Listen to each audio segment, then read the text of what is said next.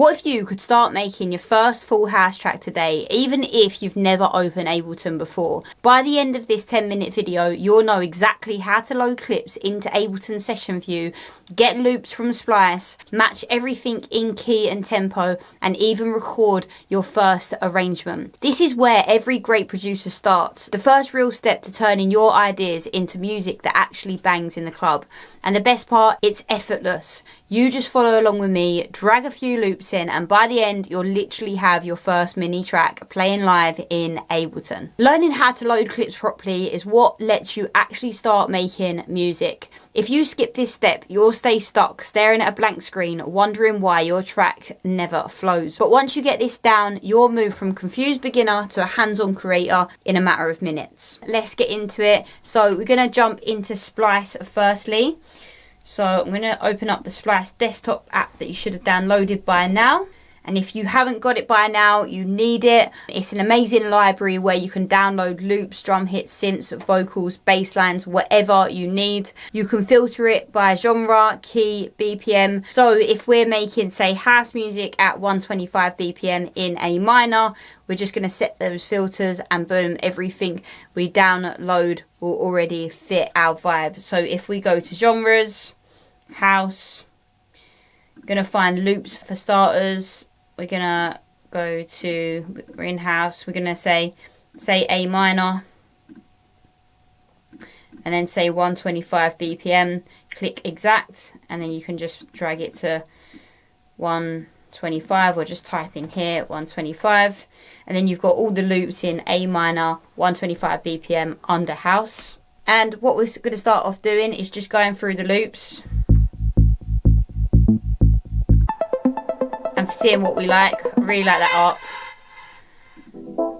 These are all cool. And we can just start downloading them and dragging them in. So essentially what I'm going to do is go over to here, press the plus buttons on the ones that I've been listening to, and literally just drag them in to my project.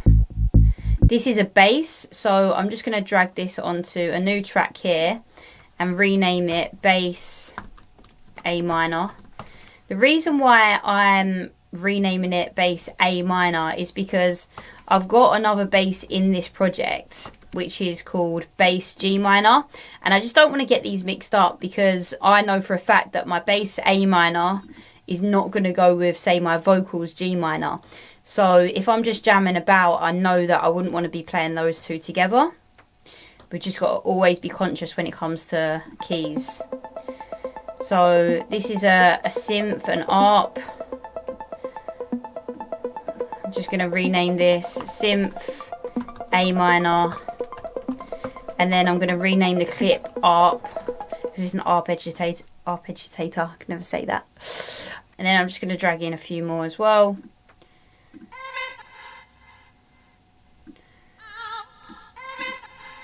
Rename vocals A minor.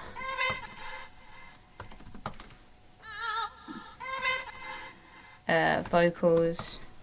Alright. And you get the gist, okay? So you can just drag in a few loops to start putting a track together. And this is where the magic happens, right, in Session View, because Session View is like your musical playground. Each slot is a clip, each column is a track. So each one of these slots here, that's a clip, each column is a track, and each row here is a scene. If I press the stop button on the main, it stops all of the clips, so then I can just play this scene here. That actually sounds quite good together.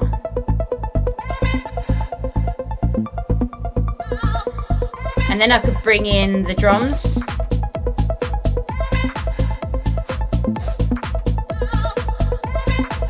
If I stop the bass, stop the drums, have the art and the vocals in the build up, then press the bass.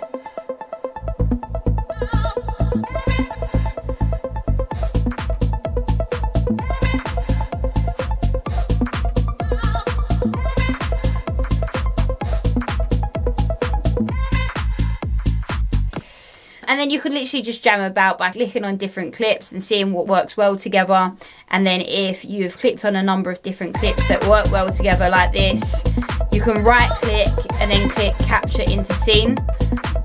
And then you can just play that scene and press the spacebar to stop. By the way, if you're watching this thinking you'd love for me to actually walk you through one-on-one and actually help you finish your first release and get it signed, a guaranteed sign in a track collaboration with me, I do personal mentoring for DJs, which comes with track collab with me, comes with a record deal. So click the link in the description to book in a free call with me and we'll map out your music career goals together. And don't forget to like and subscribe this video. I know it's so annoying when people ask for that, but honestly, if you want free lessons like this dropped every week, then you need to like and subscribe. Now let's just get back into it and head over to Splice. What I'm going to do just to open up this filter a little bit more is actually take the BPM off, because what Ableton does very good is actually matches the BPM of your project and warps the file to the BPM of your project. So if we've got a 130 BPM like this,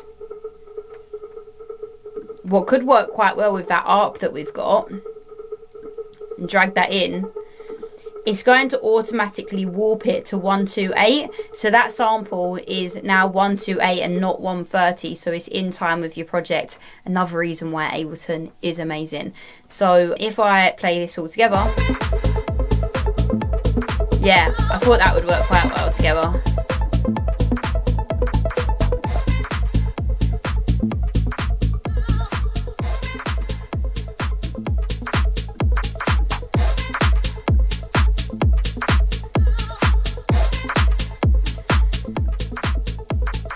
So you could have like this stuff in the build up, and then your bass and your drums coming in.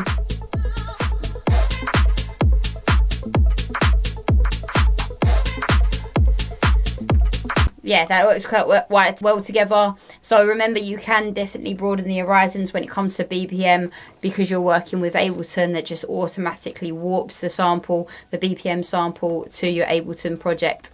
As long as that's up there, the tempo that you want, which is for me 128, it will warp it in time, so you haven't got to worry about the BPM. If you do want the original BPM of this sample, I can't see why you'd want the original BPM if it's 130 and you're working with 128, because it's going to take it out of time. But if you do, you just turn the warp mode off and then it would be the original BPM of 130, but I'd keep that on to keep it in time with my project, so everything's in time. If you do want the warp button off, you just click off there, and that is the raw unaltered audio. But like I say, if you're mixing loops from different tempos, I just always keep that on. Ableton is technically manipulating the audio to keep it in time, which can slightly damage the sound quality, and that's why there are different warp modes, okay? We're going to do a deeper dive into this in more advanced lessons. But for high quality samples like vocals or synth, I'd always use Complex Pro, so either Complex or Complex Pro. I'll probably go with Complex Pro for this vocal sample, and it just basically cleans it up a bit more and keeps the integrity of the sound overall cleaner. And then once you've built a few cool ideas, you can actually record them into Arrangement View, and that's where full songs come together. You can hit the global record button and trigger your scenes live, and everything you do will record straight into Arrangement View in perfect timing. From there you can start building your track structure. So I'm just going to show you how to do that now, but we will dive further into that on the arrangement lesson. So I've got the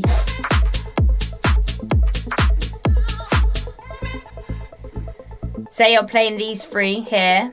What I can do is tab to Arrangement View, and I'm just going to press record. So you can see it's overriding what we had in Arrangement View before. I just want to press play on that.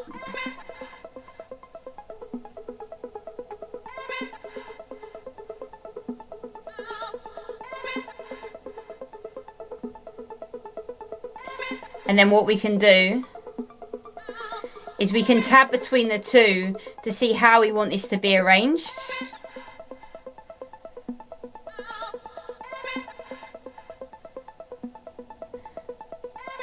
Maybe bring the bass in.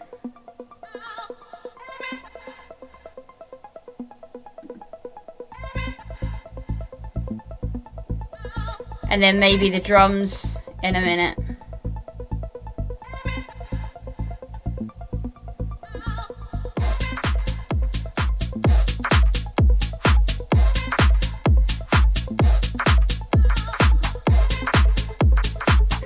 Just gonna turn this loop brace on so it keeps looping round and it doesn't stop.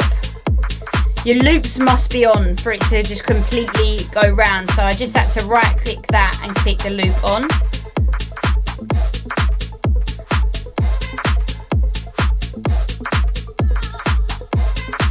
And then when you're ready, just click stop. And then you can just click the little red button to go back to arrangement view and do all your editing from there. So now you're starting to arrange a track from jamming about in session view. Then one last tip is just make sure your clips aren't clipping. If something's too loud in session view, just pull down the track volume. You can also use the gain slider, but I like to use the track volume sliders. So if I play all this, you can see this is clipping. So I'm just gonna highlight all of these by clicking the first one, shift, and then highlight them all. Sorry, highlight all of the tracks. So click the first one, click the end one, highlight them all, and then just bring them all down. And this brings them all down at the level that we've sort of brought them in at. So the vocals aren't too loud, the synth and whatnot, and then it's not clipping. Just press spacebar to pause. And then the next thing is if we click into the vocal, we can actually see this gain slider here. And this is especially good if you've recorded in vocals with a vocalist and she was a bit of a quieter vocalist, and you just need to sort of like bring it up a little bit. I tend to stay away from that. I think it ruins the sound of the sample, especially if you're getting a sample from Splice. The volume should be right, but it is good if you've recorded in a quieter vocalist. That's the only time I'd maybe use it. Otherwise I'd use maybe plugins or something to do a proper mix down. So that's it, your first Ableton session, your first mini track, and your first taste of how easy it is to make real music when you know where to start. Soon in other lessons we're going to be diving deeper into building your first full arranged track and turning this loop idea into a full track. But if you found this helpful, please give us a like, drop us a comment of what genre you're making, and subscribe so you see the next lesson. And if you're ready to fast track your progress, do book in a one-to-one mentoring call with myself and let's build that dream track together. Nice one.